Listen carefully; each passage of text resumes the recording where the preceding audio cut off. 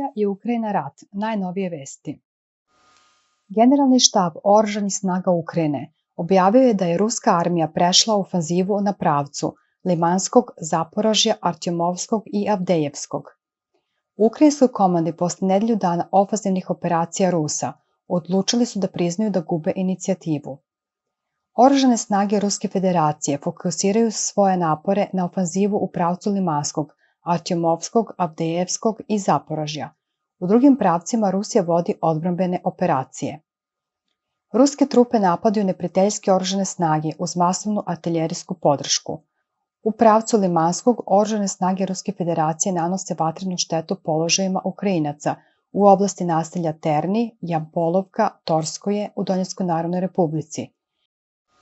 Na Kupijanskom pravcu ruska armija je gađala neprijateljske položaje u oblastima Kislovka, Kotljarovka, Tabajevka, Brestovoje, Harkovske oblasti i Stemelhovka u Luganskoj Narodnoj Republici.